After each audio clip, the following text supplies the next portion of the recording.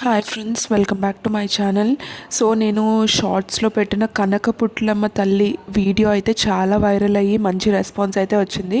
So ఇప్పుడు full video release చేస్తున్నాను. అసలు ఆ విలేజ్ అట్మాస్ఫియర్లోనే ఏదో మ్యాజిక్ ఉంటుందండి. చూడండి, ఇలా దారిలో వెళ్తుంటే మంకీస్ కనిపిస్తే వాటికి ఫ్రూట్స్ అవి వేసాము. ఇదిగోండి, మనం ఇప్పుడు టెంపుల్కి అయితే రీచ్ అయిపోయాము. నాకు వీలైనంత షార్ట్స్ అయితే నేను చూపించగలుగుతాను. కరెక్ట్గా సన్సెట్ టైంకి టెంపుల్కి రీచ్ అయ్యామన్నమాట. చూడండి, ఆ సూర్యుని కిరణాలు శివుడి మీద పడి ఎంత అందంగా కనపడుతున్నాడో ఆ శివయ్య. నాకు ఈ టెంపుల్ చూసిన దగ్గర నుంచి అమ్మవారు కళ్ళల్లో అలాగే నిలిచిపోయి ఉన్నారనమాట. ఖచ్చితంగా నేను మళ్ళీ విలేజ్కి ట్రావెల్ చేసి ఈ టెంపుల్కి వెళ్ళి తీరుతాను. అంత అమ్మవారు అంత అందంగా అలంకరణ కానీ, నేను గర్భగుడిలో అమ్మవారిని కూడా చూపించాను మీకోసం. నాకు విలేజ్ అట్మాస్ఫియర్ అంటే ముందుగా గుర్తొచ్చేది పలకరింపులు.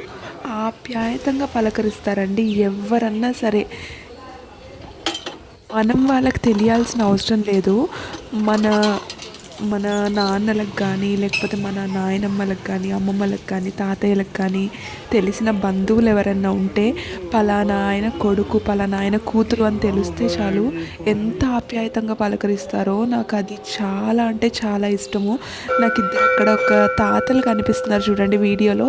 వాళ్ళు పాపం నేను వీడియో తీసుకుంటుంటే వెళ్ళమ్మా లోపలికి వెళ్ళి చక్కగా తీసుకో, ఏం పర్లేదు, తీసుకోవచ్చు, దానికి పర్మిషన్స్ ఏం అడగక్కర్లేదు అని అన్నారు.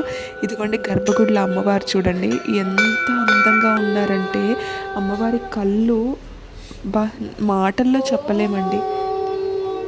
అలాగే ఇంకొక విషయం ఏంటంటే, మనము ఊరికి ట్రావెల్ చేస్తున్నప్పుడు ఇన్ కేస్ మీరు కనుక కార్స్లో వెళ్తున్నట్టయితే మీకు అవుట్స్కట్స్ దాటితే చాలు చాలా చిన్న చిన్న టెంపుల్స్ భలే అందంగా ఉంటాయి.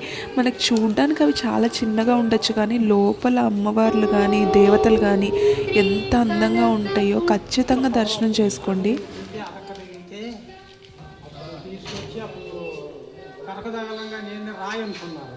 రాయి అనుకుంటే శుభ్రంగా చూస్తేను నిన్న తల్లికి అప్పుడు ఏం చేశారు, శుభ్రం కడిగి అమ్మవారిని ఆ బిడ్డ తల్లికి ఒంటి మీదకి వచ్చింది అమ్మవారు.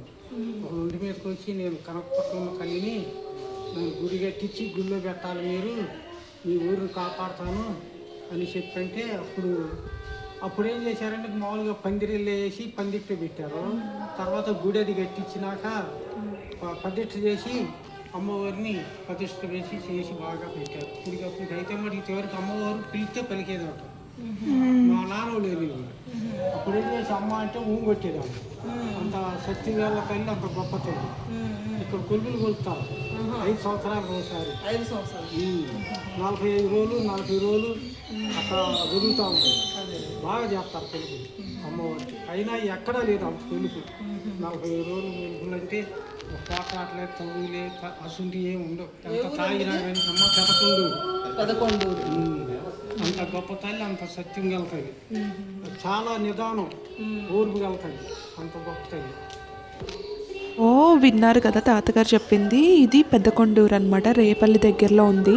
అయితే ఆయన ఇంకొక విషయం ఏం చెప్పారంటే అమ్మవారు ఇంతకుముందు చాలా భయంకరంగా ఉండేవాళ్ళంట. చిన్నపిల్లలు అయితే చాలా భయపడే వాళ్ళంట లోపలికి ఎంటర్ అవ్వడానికి. ఇప్పుడు కొద్దిగా గుడిని రెనోవేట్ చేశారు.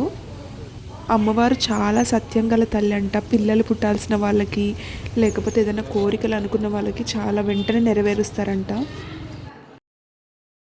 చూడండి, ఈవినింగ్ కాగానే పెద్దవాళ్ళు ఈ రకంగా వాకింగ్కి వచ్చి వాళ్ళ ఫ్రెండ్స్తో ఆ వాతావరణాన్ని ఎంజాయ్ చేస్తూ ఉంటారనమాట. అదే వాళ్ళ కోట్ల ఆస్తి.